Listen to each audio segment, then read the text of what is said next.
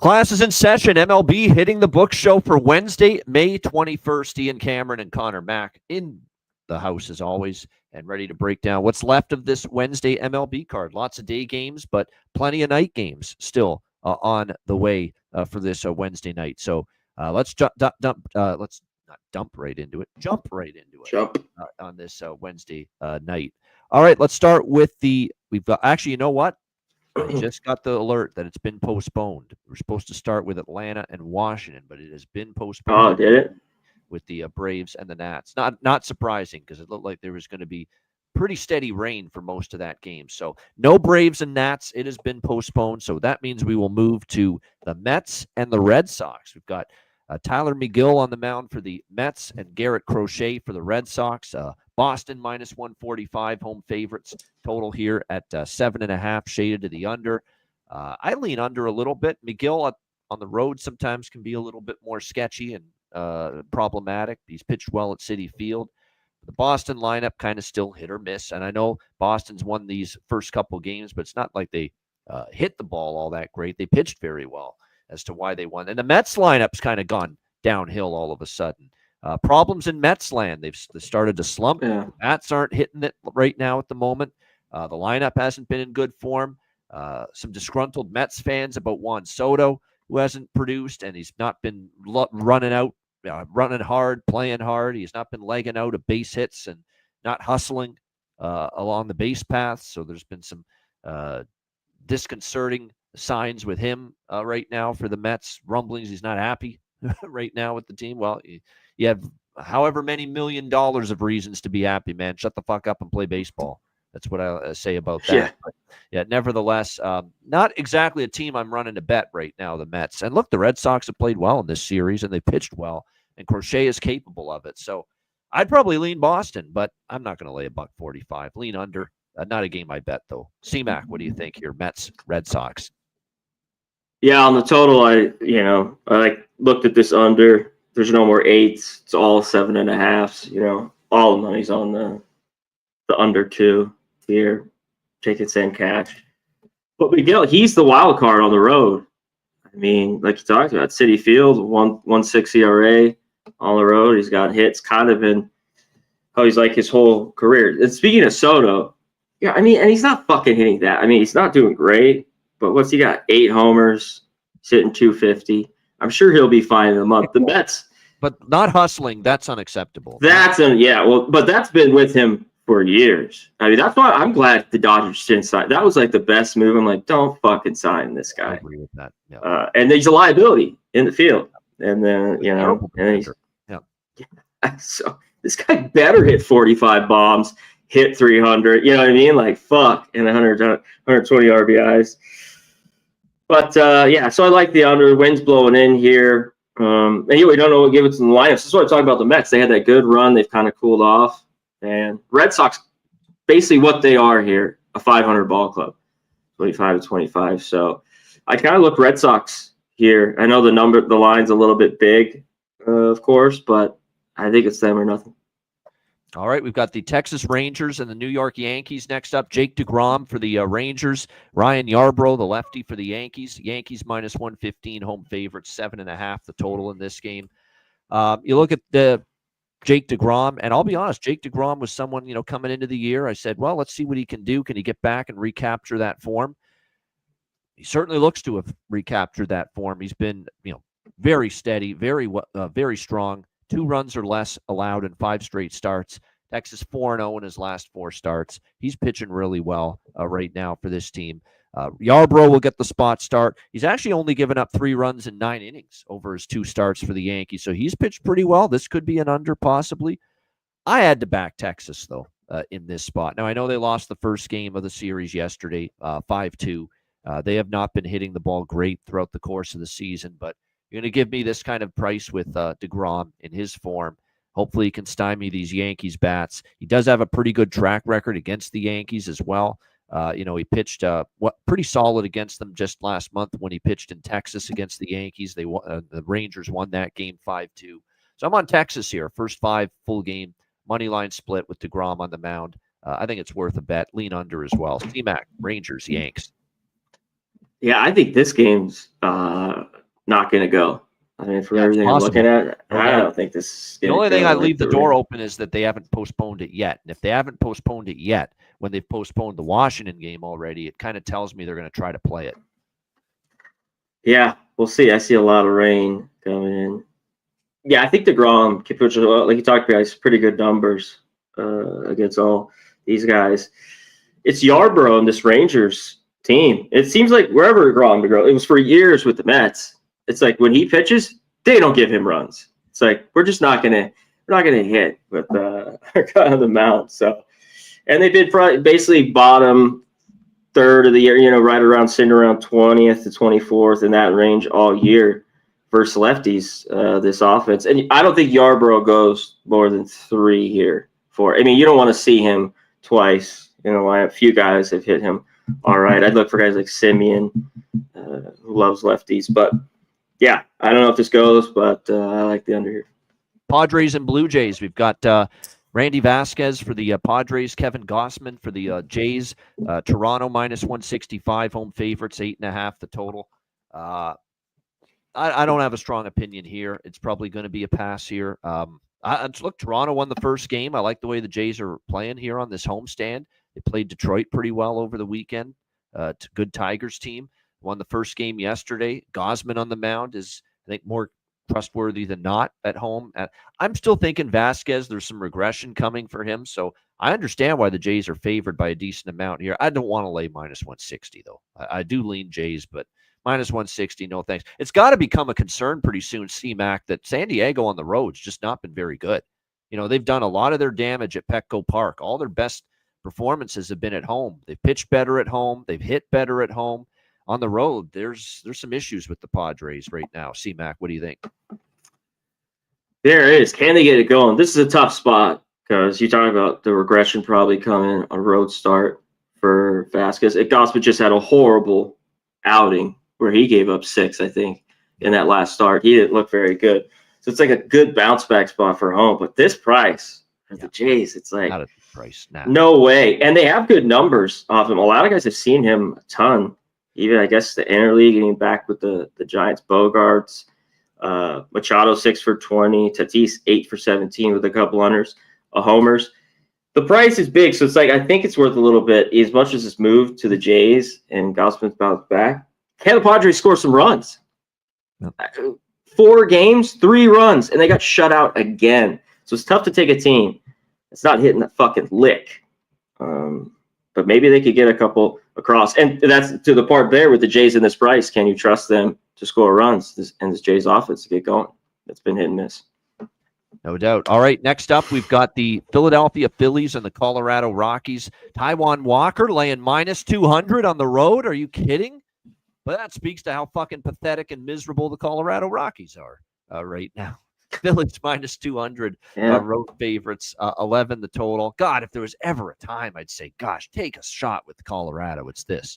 Because there's no friggin' chance in hell I'm laying minus 200 with Taijuan Walker.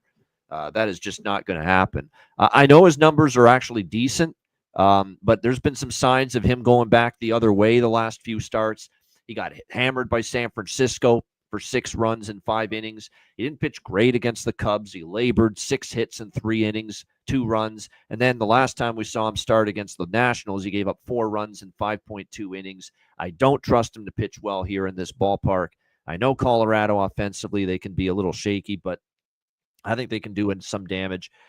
Meanwhile, Carson Palmquist, 5 runs in his first start this year against Arizona in 6 hits and 4 innings. Not good at all. Phillies are absolutely dismantling left-handed pitching in the last 10 games. 347 team average, 8 runs per game on average against lefties for the Philadelphia Phillies in the last 10 games. If it ain't broke, don't fix it. I mean, we've kept talking this week in this series how these Phillies team total overs you just keep taking them, man. I mean, that is how horrific the Rockies are. Starting pitching, bullpen, doesn't matter. They don't get outs. So if you're going to keep giving me 6.5 with the Philadelphia Phillies team total or any team total against Colorado, I'm going to keep betting it.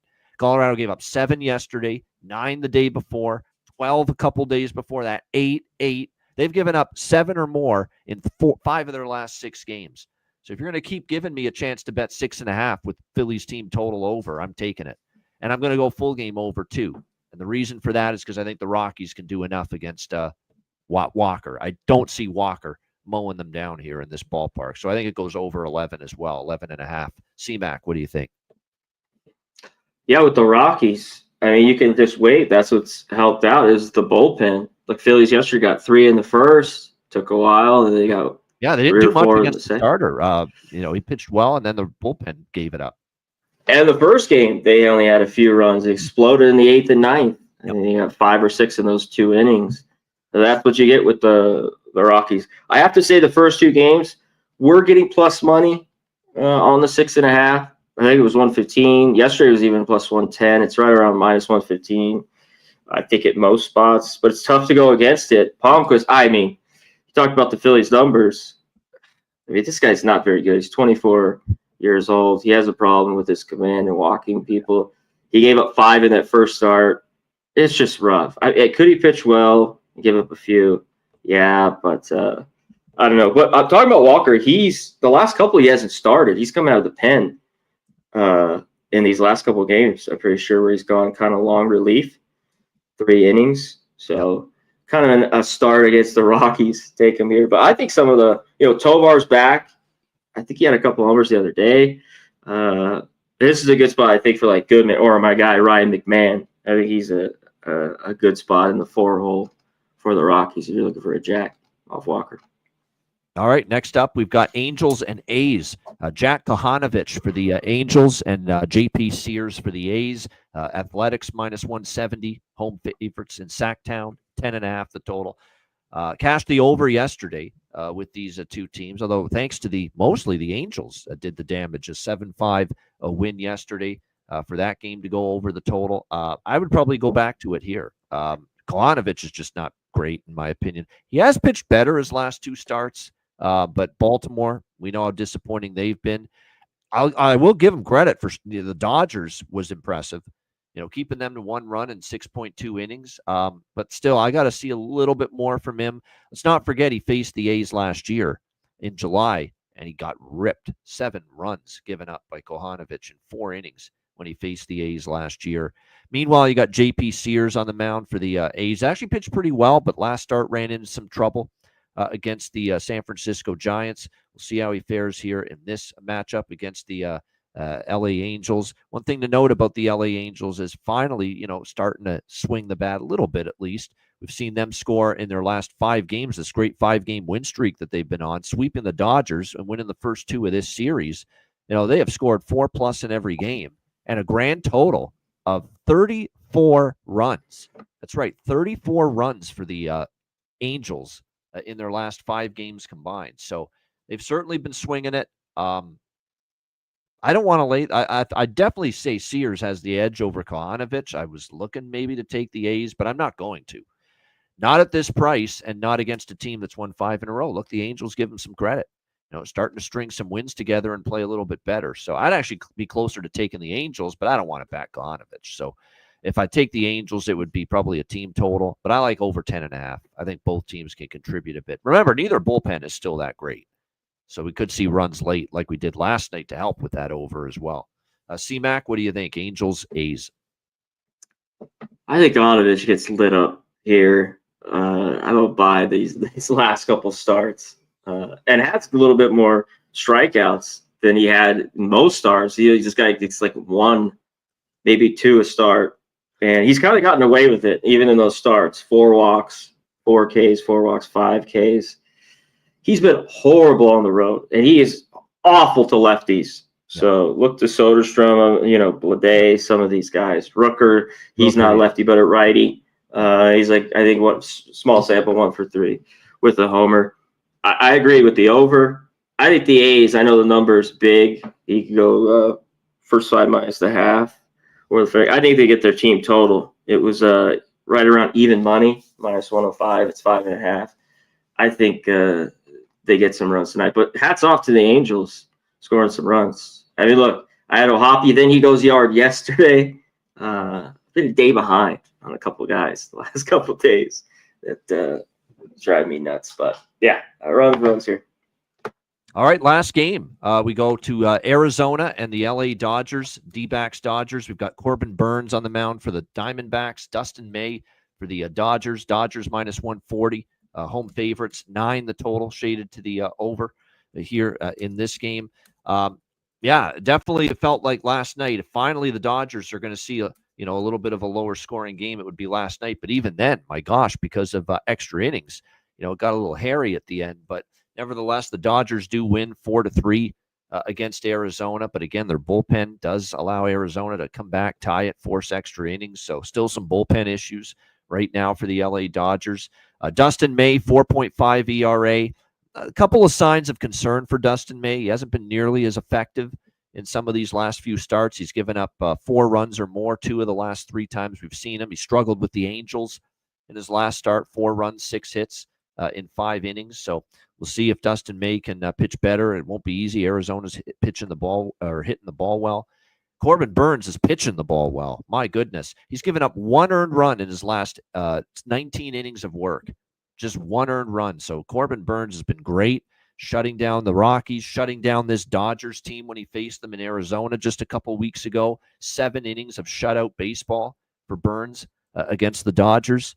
Hard for me not to take the plus money here with Arizona, quite honestly. Look, Arizona could have beaten them last night. That was the Dodgers spot all the way with Yamamoto. And here's the Dodgers blowing leads at the end, and they had to come back again and win in extra innings. So it's not coming easily right now for the Dodgers. Arizona almost got him last night in what was a stone-cold Dodger spot. So I think with Burns in his immaculate form right now, Arizona to me is worth a bet at plus 120. Probably do a first 5 and full game split. C-Mac, Diamondbacks, Dodgers. What do you think? Yeah, JP Sears. We'll see with Sears. I think this is a decent spot for him. It's tough that he's pitching in this ballpark to hit on it the last game.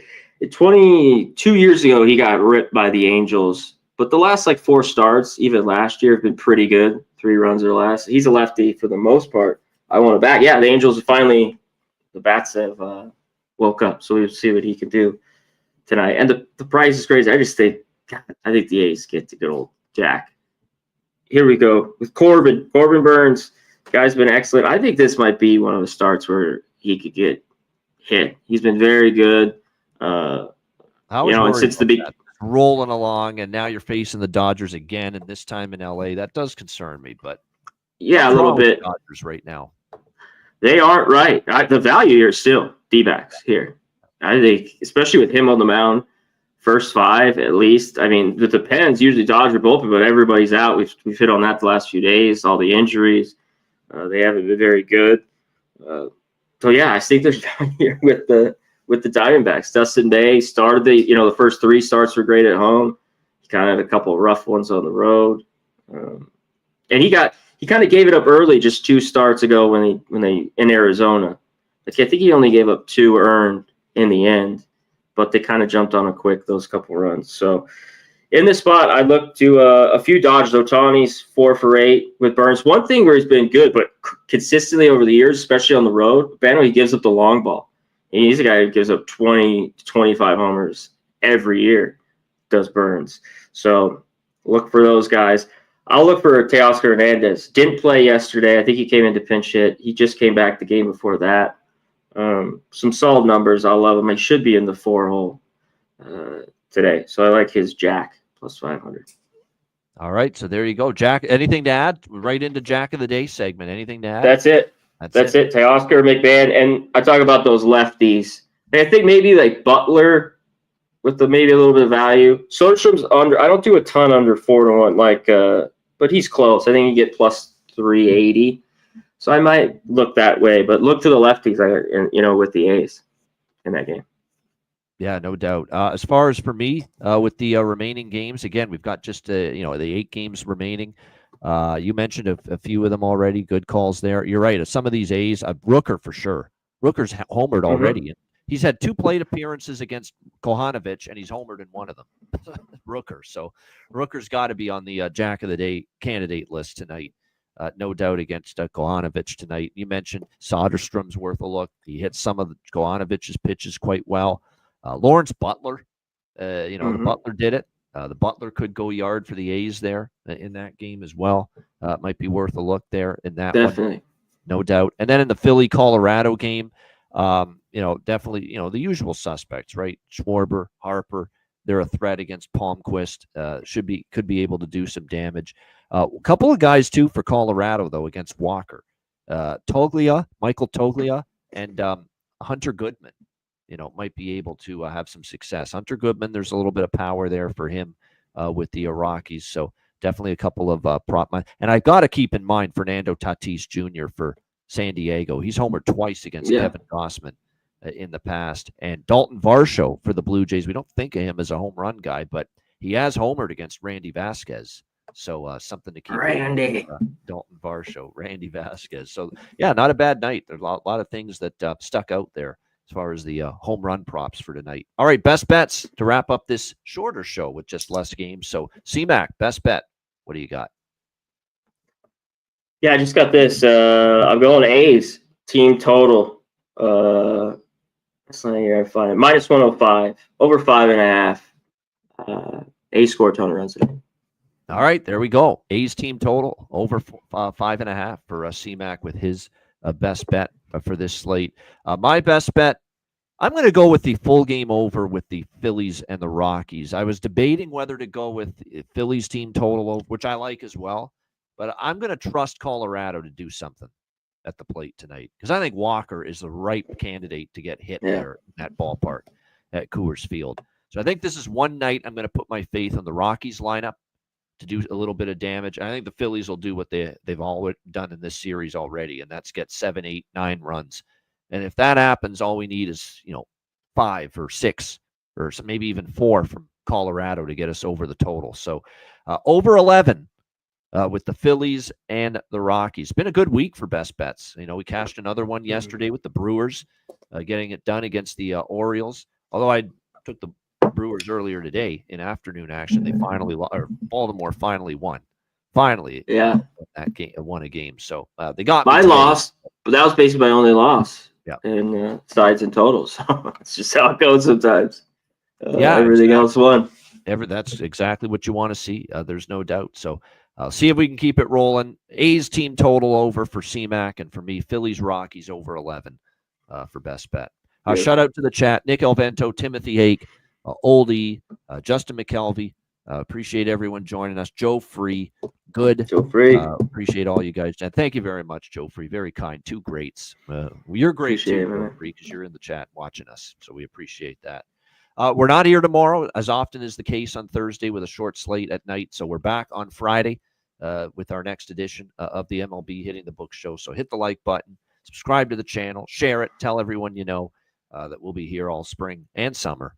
Talking MLB, and before you know it, college football is going to be here. That's crazy. It is counting down. We got 95 days. Yeah, 3 months. Right around there.